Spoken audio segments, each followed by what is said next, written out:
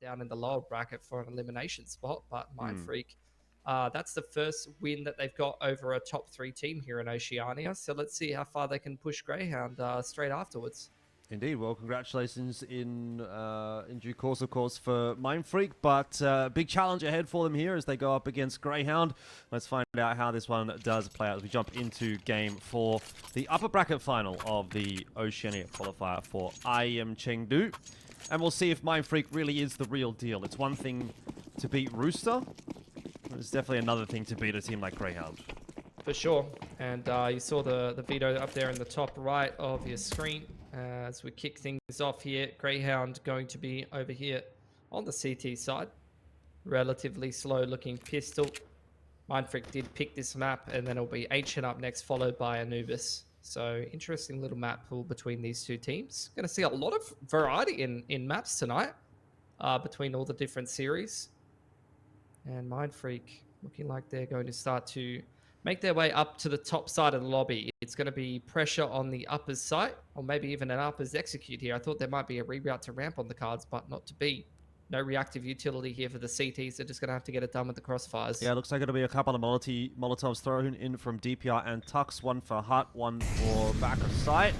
And hopefully Vexite gets pushed off of Hut, which is going to be the case, and well traded in the end by Danger. So the plan is working well for Mindfreak.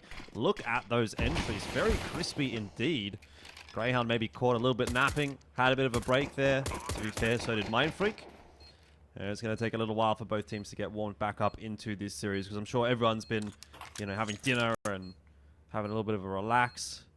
And now they have to zone back in and make sure they're ready to go. But retake attempt from Liaz and Inns on the cards here. They don't have a kit to play with. And they don't have heads either. Really sharp shots from Mindfreak.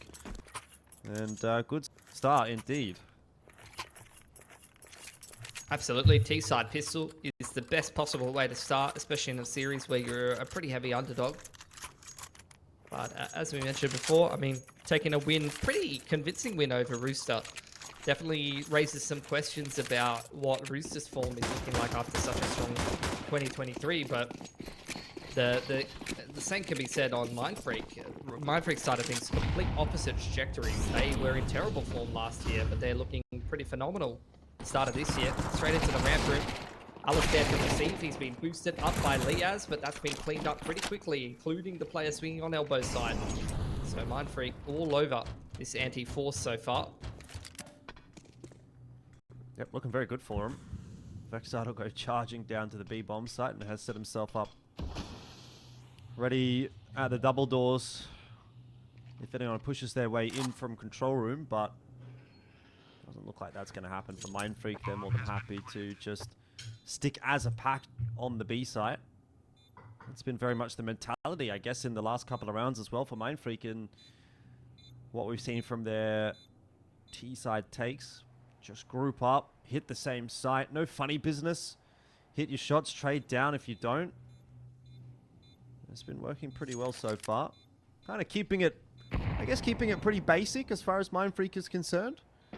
We'll see them presumably dig a little bit deeper into the strat book if they need to as we get further into this half. But I like what I'm seeing so far from Mindfreak. I think it's a good way to play, and obviously they're quite clearly able to challenge Grayhound at this stage, so yeah, good luck. I mean, I think if we see Mindfreak even push Grayhound today, it's going to start to, I mean, yeah, you got to give credit to the teams that are doing well, but it also will start to raise some question marks about Grayhound, because they've been dominant in this region for such a long time.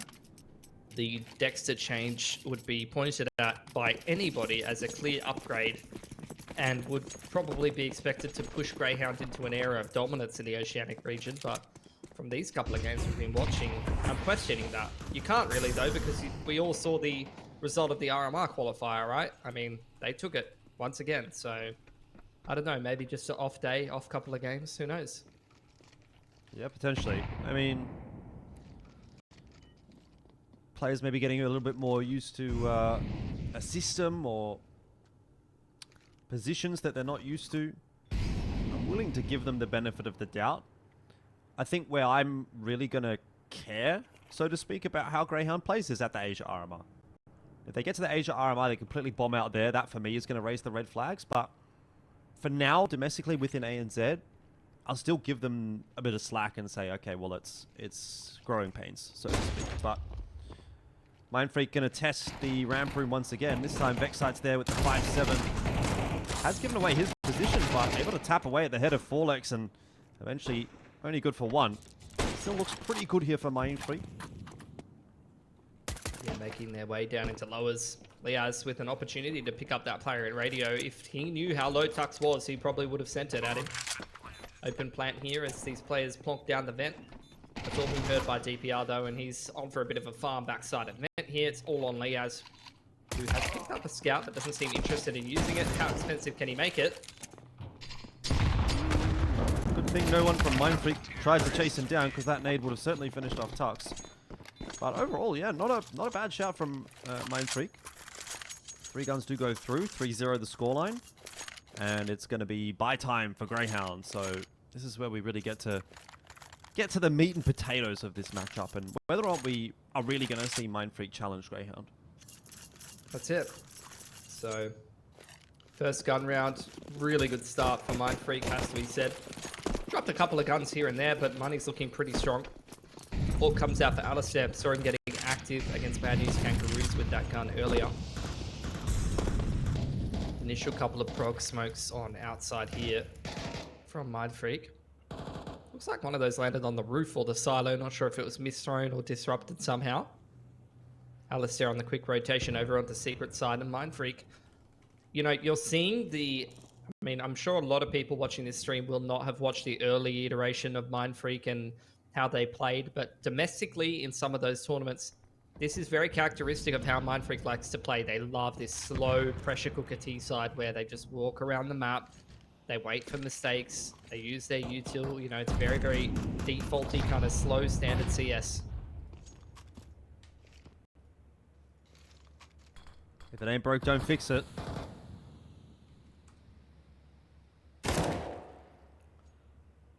Tell you what though, that's a good start for the first gun round for Grayhound. Little pop flash there is going to get Inns a little bit more information on Outer as well. And doesn't see anything there, so he can turn his attention back toward holding the A site proper. We'll lose this life to Tux. Might have been false information, all things considered, on Outer in the end. So Vexite able to combine for one apiece, and you know what? It's still not looking half bad for Mindfreak. Their spacing and trading has been looking really good so far today. Liaz gets away with a jump. And so Danger will be a bit disappointed by that, and this might end up actually being Greyhound's first round. But again, Mindfreak have kind of pushed them in this round as well, it has to be said. Absolutely. That's a beautiful read from DPR as well. Almost picks up Liaz on that radio position. 3 guns taken away, so as you mentioned, pitching in the frags.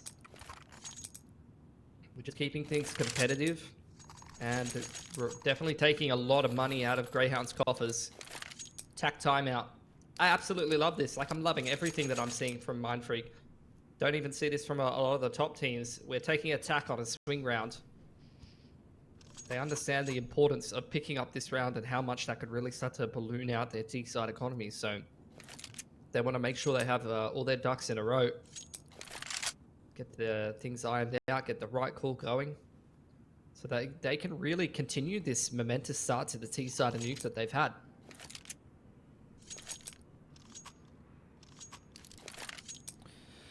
Yeah, look, I mean, 3-1, it's definitely a good start, but that, at the end of the day, is really all that it is.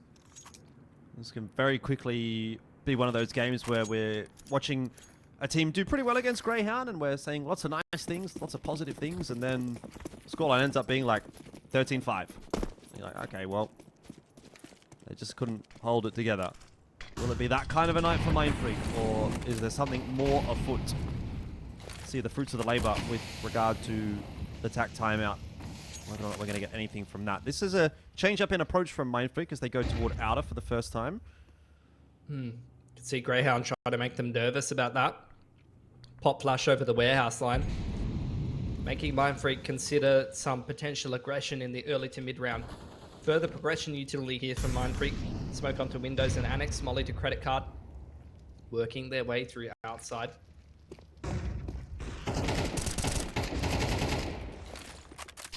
Bit of spam from Dexter. He was somewhat of a smoke criminal in that game against BNK, but no connections this time around, and Mindfreak once again progressing in the direction of heaven. At least a couple of their members are. Got control of Secret. Got the players working in through Annex. Seems like it's going to end up being an A split. Inns is still down on the B site though. And this is looking pretty good for Mindfreak again. Let's see how the entries go. That's a sharp couple of shots from Vex site. Dexter to follow up with the kill as well onto Super. But there's still numbers here for Mindfreak, and it comes down to Alistair to save the day with a quick double. Danger, of course, into the A site, but he's got no one to help him out anymore. And only 20 seconds to find that bomb plant, so he's got a decision to make, and going down to B would be the correct choice. Yeah. He was in some shocking form last year, but I've been looking at his stats recently, and he's really been picking things up this year. 1 on 2 here to potentially break the CT side money. Ins. The spacing is not good, but he always plays with confidence. And he just sends a bit of a message, running straight up on Danger, not allowing him to get into an annoying post-plant position over on Decon or Windows. Shuts it down before it even gets rolling. Yeah, just a little bit of an unexpected position for Danger. I don't think he expected Inns to be that far progressed, and Inns is able to win the fight. So another one there for Grayhound. Does come down to just 2 guns remaining, so money's really not building up just yet for Grayhound. All it takes, though, is the baby steps at the start of the half to kind of get control of the half, and sooner or later it ends up being a bit more of a snowball for Grayhound. But we're not quite there yet. Mindfreak aren't out of this by any stretch of the imagination. Danger's got the hero AK this time around. Mindfreak want to continue to try to put that hurt onto Grayhound. It's, again, another confidence-based call, right? Like, we feel like we can do some damage. We feel like we can have some impact on this game. Let's see what we can do with a hero AK. They just want to keep the economic damage rolling, right? They've kept a lot of these rounds close. Honestly, that last round, if Alistair doesn't double up there, and the Heaven player trades, that really could have gone the way of Mindfreak. Even Danger was potential for that 1 on 2 with the way the spacing was looking. Mindfreak, again, it's just slow pacing. Smoke onto backside Annex and onto Windows. Walking through outside. See Grayhound give a lot of respect, you know, not get in their face too much.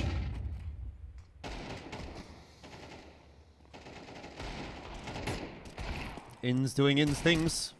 Peeking up, taking the fights, and hitting heads. And that round didn't really amount to a whole lot for Mindfreak, so seems like we are going to go back to our regularly scheduled programming in that Grayhound is doing some winning now. Yeah. Very, very clean up of that half buy with the hero AK. Not too much damage really inflicted. So Grayhound steadying the ship. Economy gets stabilized. Mindfreak showing us a very similar pacing most of these rounds. See if they've got any kind of pace changes. That mid-round uppers execute with the clean entries on the pistol was pretty effective. Try something like that on the gun round. Alistair, similar to what we saw against BNK earlier. Getting active on outside. That's a nice little HE nade to do some chip damage. But after all said and done, Grayhound is going to respect Mindfreak, who are pinned all the way back.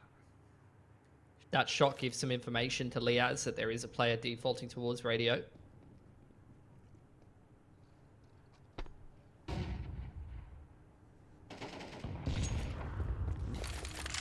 Liaz able to be patient. Not really too much happening for him there over on the ramp room. Vexite gets involved in the meanwhile. But now Liaz might have a bit of a job to do, because Super looks like he wants to take a fight here. I don't know if there's going to be a flash in from Tux, or if perhaps it will just be the swing from all three on the smoke fading, and that's a good shot from Super. So ramp room taken by Mindfreak. Where to from here? Grayhound double rotation down lower. Triple rotation straight down the vent. They've got some windows and decon control. Mindfreak, if they force it into lower, we'll be running into somewhat of a crossfire. They've smoked off decon though. And they're going to commit down into lower here, Jordan. Alistair is having a bit of a day, though. And that is a masterclass, really. Makes it look super easy. I think he just walked through the decon smoke and then sat behind sight and just played that pivot angle. Mm-hmm. Didn't really see, but that's what it looked like happened. Mindfreak. I mean, it was a really nice entry onto ramp, but then they just get picked apart by a pretty basic crossfire.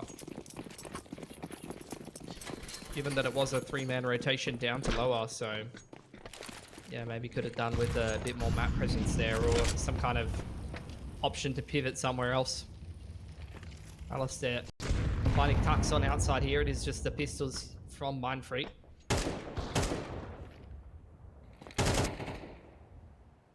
Another one from Alistair.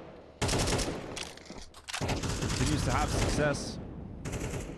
And I think that's really key against a style like this when the other team is playing so slow, you know, walking around the map, using small pieces of standard util. If your AWP is in good form, you can really disrupt this kind of playstyle and have a lot of impact. Definitely agree. That's good from Dexter. I just think on an individual level as well, watching Dexter, you do get the sense that he comes back into the ANZ region at a level above 99% of players. The shots that he hits, you know, even like that spray down there, it's not something I really get the sense that most Oceanic players are going to get for you. So that's also a really positive sign for Grayhound, and that's reflected in his stats and how he's been going about his return to this region.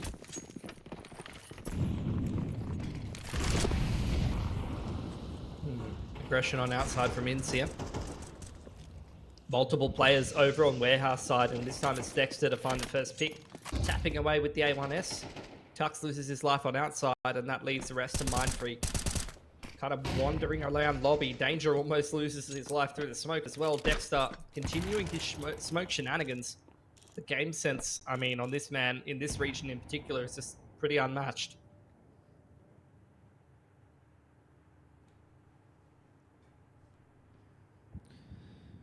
Some of the decisiveness seems to have gone out of Mindfreak as well. Taking them a little bit longer to get through the map. Sort of seeing them standing around a bit longer. And only now are they really starting to explore outer with 55 seconds left on the clock, which is surely still plenty of time. But they're going to be harassed on the way. It's going to start to become a bit of a time crunch pretty quickly here. DPR has been spotted up on top of Red Crate, and that'll be an easy pick again for Liaz. Flash high in the sky. Liaz doesn't get too much of an advantage off of that. Mindfreak were pushed in front of it, but still damage is being done, and Mindfreak with just the 2 players left alive in this round aren't really liable to get too much more done.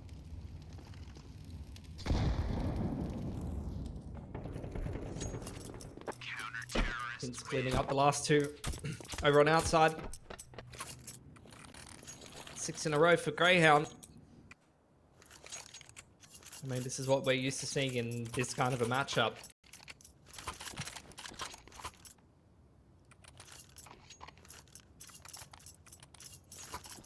That's been Mindfreak's more favoured map, even going back to the end of Go, I believe it was.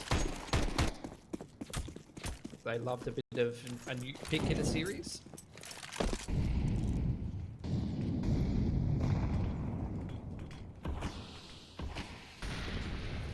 Another half buy with a hero rifle coming out here for Mindfreak. Maybe looking for that uppers timing that they hit in the pistol.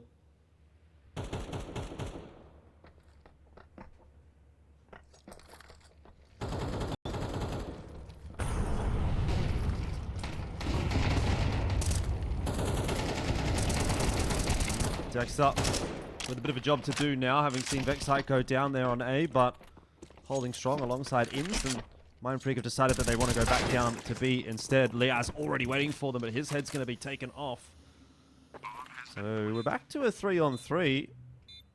Grayhound will be tested a little bit more in this round than it feels they have been in the previous couple.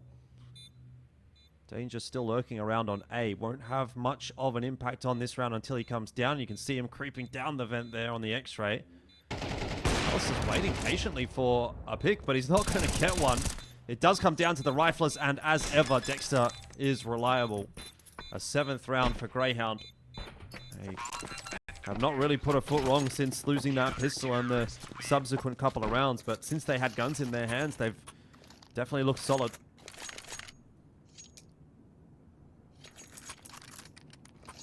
This is where you need to see some different gears to the game from Mindfreak. Slow, more drawn-out round approach has presented itself with opportunities, but as you mentioned, they've looked way too hesitant in the mid to late round. They've got to either just try to kick up the gear in terms of decisiveness in the mid round or try some different approaches here. Well, there's Liaz Dexter to start things off pretty nicely again, but at least this time, equal trades back from Mindfreak, which has been a bit of a problem. Oftentimes they've been trading something like 1 for 2. They've got a player on the site as well. It's Forlex. We will be waiting to receive Liaz, but unable to do anything about that one. Inns is going to go scurrying towards Secret, and it seems again, Mindfreak want to go toward B. But Inns is all over that. He has caught Tux in the backside. Bomb out in no man's land now. Just seems like Grayhound are a step ahead of Mindfreak. Danger left on his lonesome in another pretty difficult 1-on-2 to win. He's already found 2 in this round. Bomb was dropped backside of vent, as you mentioned, and In's well aware of that. Holding on to the vent rotation, and he's picked his timing perfectly. 8 in a row for Grayhound. And even without the bomb plant, Mindfreak, enough cash to be able to put something together here in this next round. See if they can scrounge themselves a 4th round or win a gun round.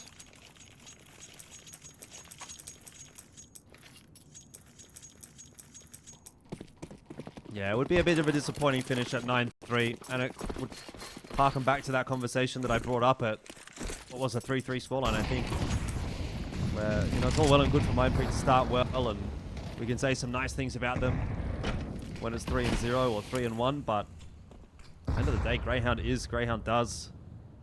And this is an all too familiar situation that we find ourselves in as casters in the Oceanic region. I think regardless of the result of this game, though,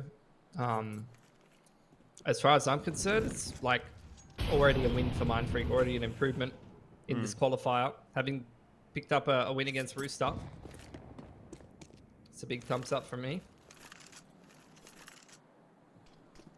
Alistair waiting for the right time to set up ins with the pop flash. Out it goes. And in fact, it's Alistair straight through the smoke to find first blood. Ins punishing the trade. And Vexside swings out too. Mindfreak cannot even get to T-Red without getting disrupted at the moment. Yeah, tough ask for sure. Going up against a team like Grayhound. I tend to agree with you though that Mindfreak making it to this point, the unranked final, I'll already consider that a win, but they need to do a little bit more if they want to beat Grayhound. Scoreline 9-3 at the half.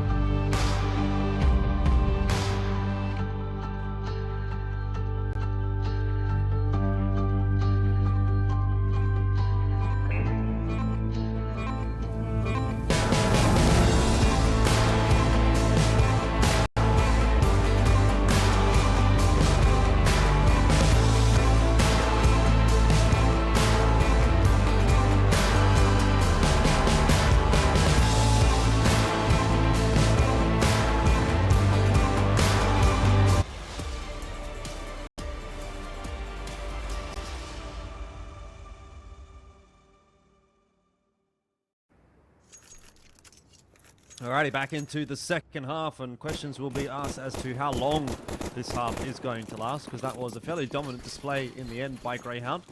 Good start from Mindfreak, but they couldn't keep up the pace, and scoreline was 9-3, so not a lot of work left to be done for Grayhound moving into their T side.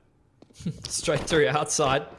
Speed hopping all the way in towards heaven and hell. The CT's trying to scramble into position, and so far so good. Rest of the T's straight down secret into lowers. Alistair's on the lurk into radio, so a 3-on-5, a difficult prospect here for Grayhound. Yeah, indeed, but P250 in the hands of Ins could do a bit of work, and Alistair should be good for one there. Maybe even more than that. He's going to try to get on top of Tux, who was well aware of his position, and so in the end it'll be Dexter and Ins. Maybe the two best players in the Oceanic region currently to try to clutch it out here against Mindfreak. Doesn't seem to have lasted long, as the trades do come through from Mindfreak, and they'll win themselves another pistol. Gonna need some gun rounds though. And with the kills picked up there by Dexter, dare say that you're looking at force buy into round number 2. So won't get too excited about what Mindfreak's putting together just yet. See if they can deal with the force first and then start to make a bit more of a resurgence back into this game. Did have some pretty solid CT sides against some less experienced tenured teams than Grayhound in the Oceanic region on this map, so we'll see what they can put together here.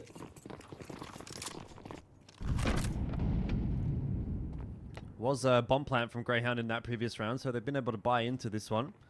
Dexter's been given the AK. Dexter says to Dexter, go kill. Takes the AK. I think that's fair enough. He is 14-7 after all on the map.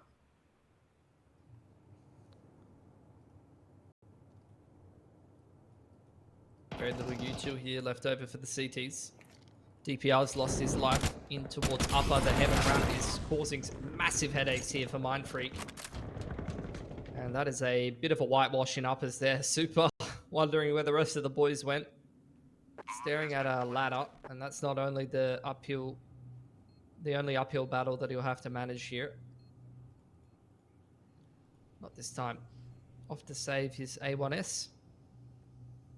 Well, And Grayhound immediately slap away any thought of a pistol into a comeback here for Mindfreak.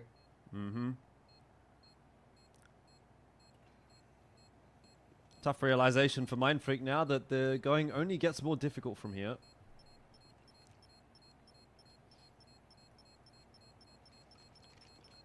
They don't have a lot of time to play with. Super likely to lose this gun. Alistair's going to continue to chase, and the Molotov will do enough.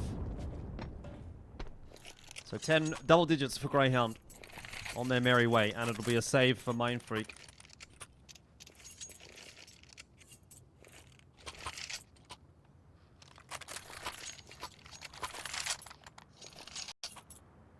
Well, They're very far behind, so they're gonna force. double eco, basically. So, yeah, what do you do, I guess? Do what you gotta do. Orlex trying to do some hero shots with the D. All the smokes across the outside here for Grayhound, just leaving Ins on the lurk on the lobby side. Yeah, Dexter's gonna walk in front of the smokes. So he's feeling confident. Wants to go bully this player with the deagle. There's the smoke to... Is that waterfall or is that windows? Looks like windows. And it's missed. How about that? So smoke to out.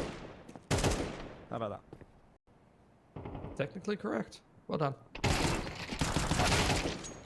Tux? Almost able to hang on for 2, but even that, I'm not sure, would have been enough to salvage this one for Mindfreak.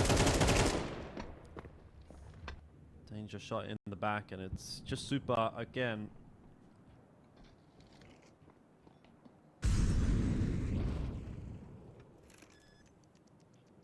Getting his exits. Pattern those stats if you can.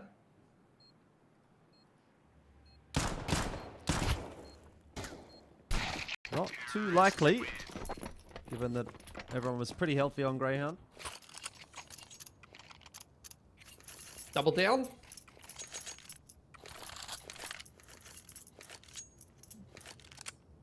Not this time. Not this time. This one has to be the save. And then I guess at that point, you're playing for OT, but that is going to be a bit of a grind for Mindfreak, for sure.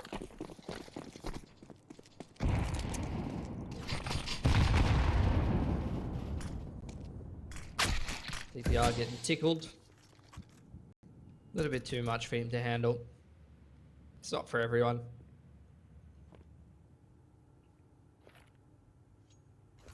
Grayhound. Given a lot of respect on this anti-eco right now.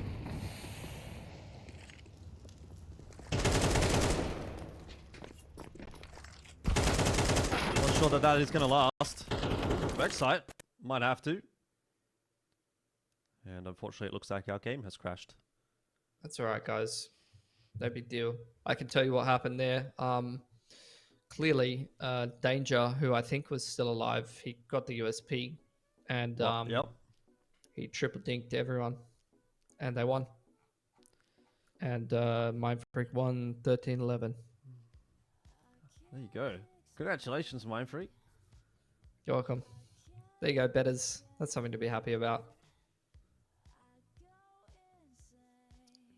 Yeah, I'm just trying to jump into the HLTV scoreboard and see what is actually playing out. But we don't need it because we're ready to go into game at 12-4. Pilsky, you were not correct. Grayhound trying to close out the first map right here. Has gotten a little bit more difficult with that kill from Tux. Doable 3-on-2. Lowers control here for Ins and Alistair, who opt to double peek the Windows side. They know that's clear. Alistair having to think about planting for Windows. It's going to hop up top. Ooh. Alistair spots Tux, but unable to land the shot. So chances are this is going to come down to Ins to try to clutch out. If Alistair can get one, especially with the time starting to tick away, that might actually make it doable, but how about two now, considering he's been able to get the first and get away alive. Ins is keeping himself tucked away in the corner. Now it's down to that 1-on-2. Like I said, Ins trying to keep it up, but can't manage to get it there for Grayhound. Defuse is on. How's the time looking? Danger. Feels like he's got it. And he just does. Very, very close. That's an expensive round win if I've ever seen one. But it's still a win. You take what you can get against Grayhound.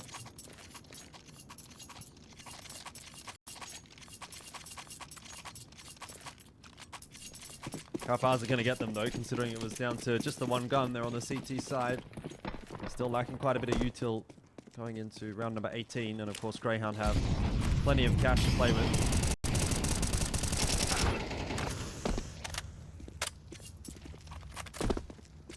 Little bit of outside walk here with Alistair on the AWP.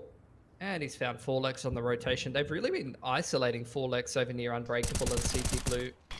Alistair continues walking across, punished by Tux, who does not look out of his depth at this level of competition. Good to see him back. Mm-hmm. Another good kill from him.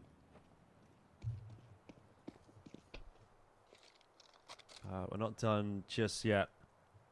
And Danger may be in danger, which he's not aware of at this point in time. So Lias is going to get that kill. He also hears Super shooting at him, turns around on a dime, finishes that kill off, and now it is just Tux who's actually been able to drop the bomb there. And with that, he's given himself a small chance of winning this round. In front of that smoke, backside eats the bink, does some good damage back of his own. The nade isn't quite going to finish Vexide off, but the Molotov certainly will, and this bomb retrieval mission is getting more and more difficult.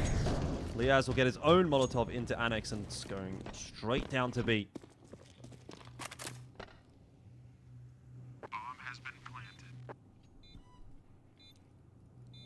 Bomb plant for Liaz. And he's quietly working his way toward ramp room, which he will end up inevitably being able to cross to. And that makes the job nigh impossible for Tux. He'd need the ace to clutch it out here.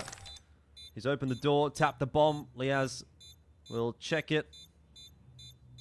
Just a bit of a jiggle on the left side, which Tux didn't even spot. And that'll pretty much be that for the map. Tux can't do anything about this round anymore. Time is ticking away. Liaz will go down, but in the end, so too will Tux as the bomb will explode. And that is going to be 13-5 for Grayhound. Map 1 quite comfortably in their favor. And, you know, that's funny because that's exactly the scoreline that I said. 13-5 after something like, what, a 3-0 start. And it's just like, you know, you see it happen all the time. And that's just, that's why great.